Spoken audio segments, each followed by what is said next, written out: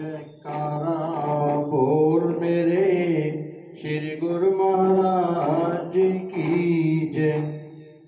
परम पुरुष पूर्ण धनी श्री परमहंस दयाल, भव बंधन के काटने प्रकट भय कलिकाल।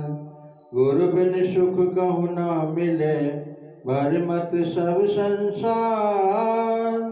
महान भव कूपते सतगुरु काढ़नहार।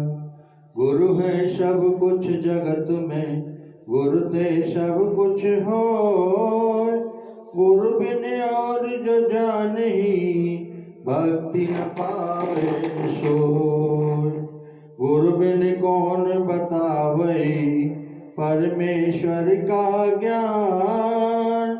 जिन पायो सो गुरु ते गुरु ही को कर ध्यान। जिन पायो सो गुरु ते गुरु ही को कर ध्यान। मुनि दुर्वासा ने कहा, गोपियों वही साधन अपनाओ जिससे तुमने पहले नदी पार की थी। नदी से यह विनय करो कि यदि मुनि दुर्वासा ने जीवन पर्यंत उपवास किया है तो तुम हमें पार जाने के लिए रास्ता दे दो। महाआश्चर्य गोपियों के साथ रासलीला करने पर भी श्री कृष्ण जीवन भर ब्रह्मचारी थे और सैकड़ों थाली स्वादिष्ट भोजन खाने के पश्चात भी मुनि दुर्वासा निराहारी थे। आश्चर्यचकित गोपियों ने कहा, हे संत जी, हम निवेदन करती हैं कि हमें यह रहस्य बतलाइए कि भगवान श्री कृष्ण ब्रह्मचारी कैसे हैं और आप जो हमारे सामने इतना भोजन कर चुके हैं फिर भी निराकारी कैसे हैं। मुनि दुर्वासा ने उत्तर दिया, गोपियों मैं शब्द, स्पर्श, रूप, रस और गंध इन 5 गुणों से परे हूँ और 5 अनिवार्य तत्व पृथ्वी, अग्नि, जल, वायु तथा आकाश ये सब मुझ में हैं और मैं फिर भी इनमें नहीं हूँ। ये मुझ में हैं तथा मैं इनसे परे हूँ। मैं आत्मा हूँ जो इन सब से परे है। इस तरह मैं भोक्ता केवल भौतिक स्तर पर ही हो सकता हूँ। आध्यात्मिक स्तर पर तो आत्मा सर्वत्र विद्यमान है। इस तरह यदि अनासक्ति की भावना उसमें विद्यमान है तो मन प्रत्येक कर्म में अनंत आध्यात्मिक सुख प्राप्त करता है। भगवान श्री कृष्ण भी सब प्रकार की आसक्तियों से ऊपर हैं। जो इंद्रिय सुख इच्छाओं एवं इंद्रियों की संतुष्टि के लिए करता है वह आसक्त है और जो इच्छा रहित है वह अनासक्त है। जो इंद्रिय सुखों को तुच्छ समझकर उन्हें प्रभु को समर्पित करता है हमेशा एक ब्रह्मचारी है तथा वह हमेशा उपवास रखता है। मुनि दुर्वासा का ज्ञान भरे वचन सुनकर गोपियों के मन में भरी शंका दूर हो गई। जिस तरह वे नदी पार करके आई थीं उसी प्रकार लौट गईं। भगवान श्री कृष्ण के संयम का रहस्य जानने के बाद उनका प्रेम और आकर्षण अधिक सुदृढ़ हो गया। कर्म फल में स्पृहा न मेरी, कर्म न लिप्त मुझे करते। इस भेद को जान जो लेते, कर्मों में नहीं बंधते। जो करता हुआ अकर्ता है और अकर्ता हुआ भी करता है, इस रहस्य को जिसने जाना वही श्रेष्ठतर ज्ञाता है। कर्मों के फल में मेरी स्पृहा नहीं है, इसलिए मुझे कर्म लिप्त नहीं करते। इस प्रकार जो इस वास्तविक ज्ञान एवं मेरे रहस्य को जान लेता है वह भी कर्मों से नहीं बनता। जो मनुष्य कर्म में अकर्म देखता है और जो अकर्म में कर्म देखता है वह मनुष्यों में बुद्धिमान योगी समस्त कर्म करने वाला है। एक मुस्लिम फकीर ईरान में यात्रा कर रहा था। यह उस समय की बात है जब गुलाम प्रथा प्रचलित थी तथा गुलाम बेचे जाते थे। उन्होंने एक गुलाम बिक्री होते देखा। एक ग्राहक ने उसकी कीमत पूछी तो कीमत 3000 दीनार बताई गई। ग्राहक को आश्चर्य हुआ क्योंकि कीमत बहुत ज़्यादा थी। उसने गुलाम से पूछा, तुम क्या काम करोगे? जो भी मेरा मालिक मुझे कहेगा, गुलाम ने उत्तर दिया। ग्राहक ने फिर पूछा, तुम क्या खाओगे? जो कुछ मालिक देगा, उसका उत्तर था। फिर उसने पूछा, तुम क्या पहनोगे? उसने उत्तर दिया, वही जो मालिक की इच्छा होगी। ग्राहक ने पूछा, तुम्हारा यह दृष्टिकोण ऐसा कैसे बन गया? गुलाम ने कहा, मैं एक गुलाम हूँ और यह मेरा निजी दास का कर्तव्य है कि मालिक की आज्ञा अनुसार कार्य करूं और अपनी कोई भी इच्छा प्रकट न करूं। जब फकीर ने यह सब सुना तो वह अत्यधिक लज्जित हुआ और पश्चाताप के आंसू बहाने लगा। उसने कहा, मैं स्वयं को एक भक्त मानता हूँ और प्रभु का दास मानता हूँ, लेकिन यह गुलाम निष्ठा, आज्ञा पालन और आत्मसमर्पण सभी गुणों में मुझसे आगे है। मैंने जीवन में के इतने वर्ष गंवा दिए और अभी तक प्रभु की मौज में राजी रहना नहीं सीखा तथा पूर्ण आत्मसमर्पण नहीं कर पाया। पश्चाताप से फकीर का मन निर्मल एवं स्वच्छ हो गया। तत्पश्चात वह अपने मालिक को पूर्णतया आत्मसमर्पण कर परमात्मा ध्यान में लीन रहने लगा। अंततः परमात्मा प्राप्ति के मार्ग पर चलते हुए उसने अपने चरम लक्ष्य की प्राप्ति की। कर्मयोग का सिद्धांत हमें यह सिखाता है कि आत्मसमर्पण एवं अनासक्ति की भावना से स्वधर्म का पालन करो।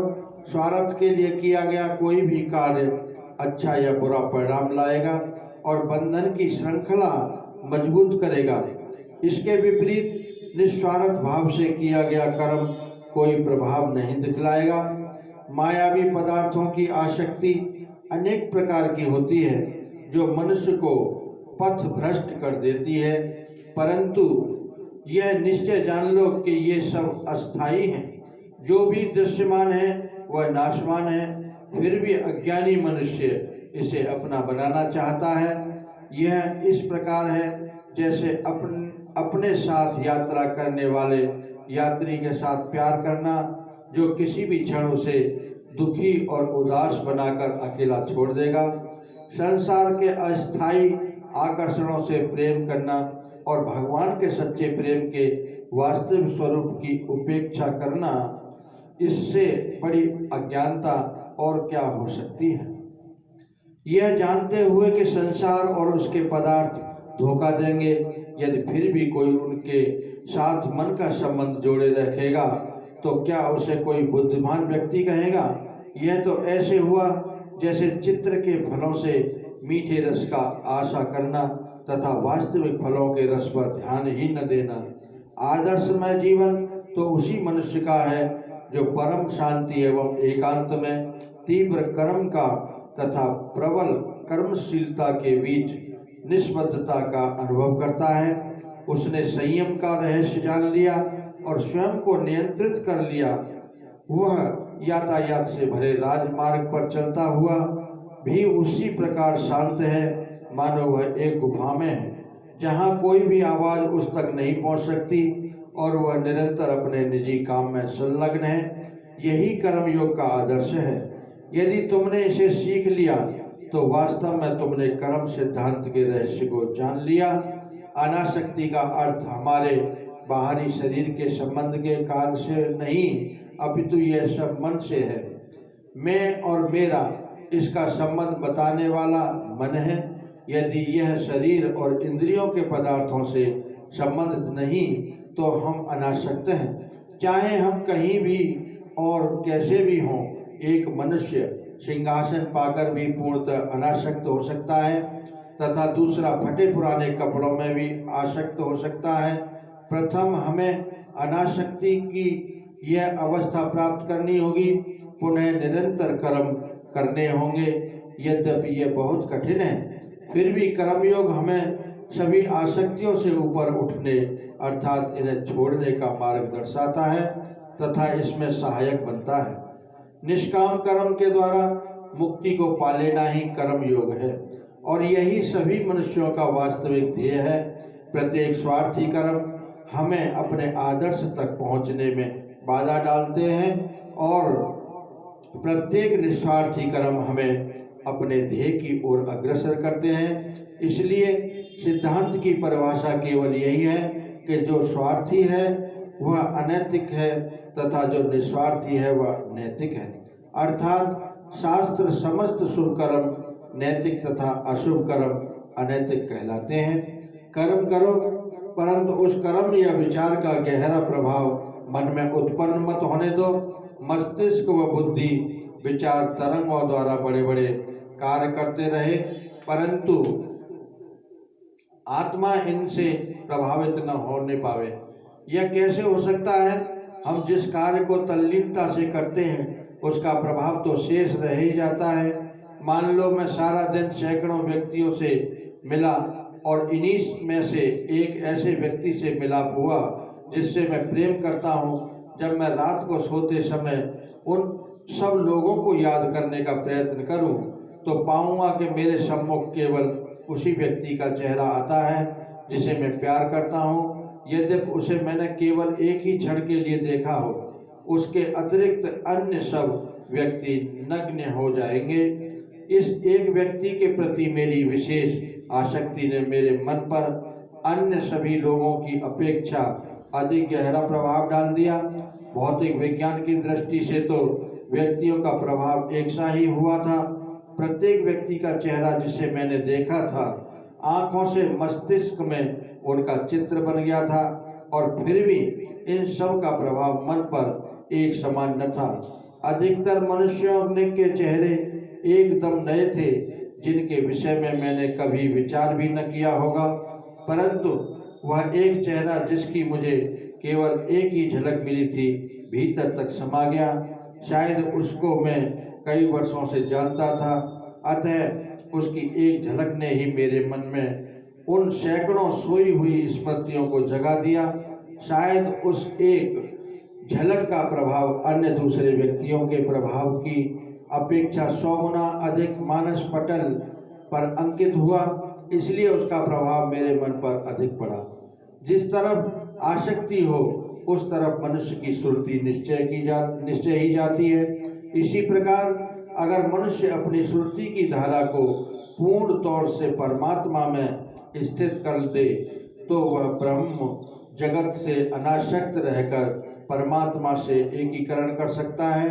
संसार से अनासक्त रहने का सर्वश्रेष्ठ उपाय है कि अपनी संपूर्ण आसक्ति को ईश्वर सत्ता में एकात्म करना। अतः अनासक्त बनो, शरीर बुद्धि द्वारा सब कर्तव्य कर्म करो, परंतु उनके विचारों का प्रभाव मन पर मत पड़ने दो। संसार में रहकर इस प्रकार कर्म करो माने तुम यहाँ एक यात्री के रूप में थोड़े समय के लिए आए हो। निरंतर कर्म करो, लेकिन स्वयं को कर्म बंधन में मत बांधना। कर्म बंधन बड़ा भयंकर है।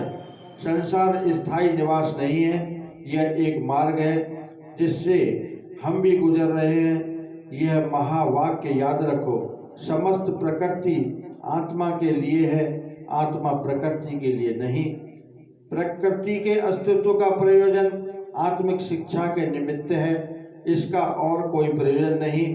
उसका अस्तित्व इसलिए है कि आत्मा को ज्ञान लाभ हो जाए और ज्ञान द्वारा अपने को मुक्त कर ले। यदि हम यह बात निरंतर ध्यान में रखें तो हम प्रकृति में कभी आसक्त न होंगे। हम यह जान जाएंगे कि प्रकृति एक पुस्तक है जिसका हमें अध्ययन करना है, और जब हमें उससे वास्तविक ज्ञान प्राप्त हो जाएगा तो फिर उस पुस्तक का विशेष मूल्य न रह जाएगा, परंतु इसके विपरीत हम स्वयं को प्रकृति के समर्पित कर देते हैं। हमारे विचार में आत्मा प्रकृति के लिए है, आत्मा शरीर के लिए है। एक साधारण कहावत है कि भोजन जीवन के लिए है, न कि जीवन भोजन के लिए। अर्थात मनुष्य जीवित रहने के लिए भोजन खाता है। यही भूल हम निरंतर करते रहते हैं। प्रकृति को सर्वस्व समझकर उसमें आसक्त हो जाते हैं, और जैसे ही यह आसक्ति बढ़ती है आत्मा पर प्रबल संस्कार का निर्माण हो जाता है।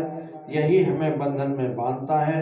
इसके वशीभूत हम स्वतंत्रता से नहीं अपितु गुलाम की न्यायी काम करते हैं। सारांश यह है कि तुम्हें एक मालिक के रूप में कार्य करना चाहिए, न कि एक दास की तरह। निरंतर कार्य करो, लेकिन गुलाम बनकर नहीं। क्या तुम नहीं देखते कि सब लोग किस प्रकार काम कर रहे हैं? किसी को भी आराम नहीं। 99% लोग गुलामों की तरह काम करते हैं। स्वार्थी कार्यों का परिणाम दुख है। ये सभी स्वार्थी कार्य हैं। मुक्त भाव से प्रेम पूर्वक काम करो। प्रेम शब्द का यथार्थ अर्थ समझना बहुत कठिन है। बिना स्वाधीनता के प्रेम आ ही नहीं सकता। पराधीनता में सच्चा प्रेम ही हो ही नहीं सकता। उदाहरणतः एक गुलाम मोल ले लो और उससे व्यवस्था पूर्वक अपने लिए काम करवाओ तो वह मन महसूस कर अवश्य ही किसी प्रकार भी कार्य करेगा, लेकिन उसके दिल में प्रेम की भावना नहीं आएगी। इसी प्रकार जब हम मायावी संसार में मन माया की दासता से कार्य प्रहार करते हैं तो उसका परिणाम दुख है। ये आसक्ति है, प्रेम नहीं। प्रेम वास्तविकता में तो केवल निस्वार्थता और निष्कामता से उत्पन्न हो सकता है। परमात्मा की लगन ही प्रेम है। शेष सब मोह या आसक्ति है। प्रेम से ही शाश्वत आनंद उत्पन्न होता है। सच्चा अस्तित्व, सच्चा ज्ञान और सच्चा प्रेम, ये तीनों चिरकाल से एक दूसरे से जुड़े हुए हैं। तीनों एक स्वरूप के रूपक हैं। जहाँ एक गुण आया दूसरे दोनों भी साथ में समाहित हो गए, अर्थात सत्य चित्त आनंद। ये उस अद्वितीय सच्चिदानंद के ही त्रिविध रूप हैं। प्रेम का परिणाम दुखदायी नहीं होता। प्रेम तो केवल आनंद प्रदान करता है। यदि ऐसा न हो तो यह जान लो कि वह प्रेम नहीं है, बल्कि वह और कोई चीज है जिसे हम भ्रमवश प्रेम कहते हैं। निष्काम कर्म से प्रेम उत्पन्न होता है। भगवान श्री कृष्ण अर्जुन से कहते हैं, हे अर्जुन, मुझे देखो, यदि मैं एक क्षण के लिए भी कार्य करना छोड़ दूं तो सारा विश्व ही नष्ट हो जाएगा। मुझे कर्म से किसी भी प्रकार का लाभ नहीं। मैं ही जगत का एकमात्र ईश्वर हूँ। फिर मैं कर्म क्यों करता हूँ? क्योंकि मुझे विश्व से प्रेम है। ईश्वर का प्रेम आसक्ति से रहित है, इसलिए वह सच्चा प्रेम हमें अनासक्त बनाता है। जहाँ कहीं आसक्ति है वहाँ यह जान लेना चाहिए कि वह केवल भौतिक आकर्षण है, केवल जड़ वस्तुओं के प्रति आकर्षण हो रहा है। यदि गुलामों की न्यायी कार्य करने में सकामता और आसक्ति उत्पन्न होती है तो अपने मन का स्वामी बनकर निष्काम कर्म करने से आनंद अनुभव होता है। कर्म फल की लालसा आध्यात्मिक उन्नति में बाधक है। इतना ही नहीं, अंत में वह दुखों का कारण बनती है। निष्काम कर्म का एक अन्य साधन अपनाया जा सकता है, वह है कर्म को उपासना मानकर करना। यहाँ हम अपने समस्त कर्मों का फल ईश्वर को समर्पित कर देते हैं और इस प्रकार उनकी उपासना करते हुए हमें यह अधिकार नहीं रहता कि हम अपने किए हुए कर्मों के बदले किसी से कुछ पाने की आशा रखें। संत महापुरुष फरमाते हैं, नाम जपत सब ही मिटे मोह ममता के दाग, ज्यों ईंधन के ढेर को भस्म करे छिन आग। नाम रतन जिन पाया सो जन भय निहाल, बंधन छूटा कर्म का सुखी भय तिहु काल। पूंजी पाई साँच की दूजी रही नाश, सत्य लोक बासा किया कटी काल की फांस। सतगुरु के प्रसाद से चाले जन्म सवार, आप तरे और तर गए तिन संग जीव अपार।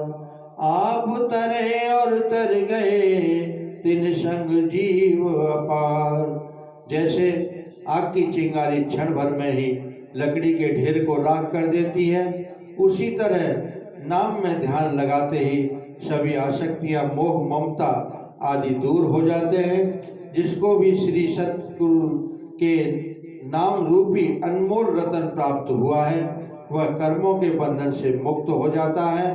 केवल इस लोक में ही नहीं बल्कि परलोक में भी नित्य सुख और शाश्वत शांति का अनुभव करता है। वह पूर्ण तृप्त हो गया। उसके दिल में अन्य कुछ पाने की इच्छा नहीं रहती। वह जन्म मृत्यु के फंदे को काटकर भवसागर से पार हो जाता है। सतगुरु की कृपा से वह अपने जीवन के लक्ष्य को पा लेता है। और उससे दूसरों को भी लाभ पहुंचता है। समय के पूर्ण सतगुरु की शरणागति ही केवल अनासक्ति के पथ पर ले जा सकती है। जो हर कर्म को भगवान की उपासना समझते हुए करते हैं, जीवन को पूर्ण परम आनंद से भर लेते हैं। केवल तब ही प्रत्येक क्रिया व प्रत्येक कर्म निष्काम कर्म योग का रूप बन जाता है। अतः अनासक्ति के सिद्धांतों का पालन करते हुए निस्संदेह निर्भयता से अपने लक्ष्य पथ पर चल सकते हैं। सहस्त्रों वर्ष पूर्व तथा वर्तमान समय में भी संत महापुरुष यही उपदेश देते हैं कि पूर्ण संत सतगुरु की शरण ग्रहण करो। वे तुम्हें ईश्वर के सच्चे नाम या शब्द के अभ्यास की दीक्षा देंगे, जिसके निरंतर सुमरण से सभी कर्म उस निराकार निर्गुण पार ब्रह्म की उपासना बन जाएंगे तथा संचित कर्मों के सभी प्रभाव मिट जाएंगे। बोलो जयकारा बोल मेरे श्री गुरु महाराज की जय। बोलो साचे दरबार की जय। आनंद कंद भगवान की जय।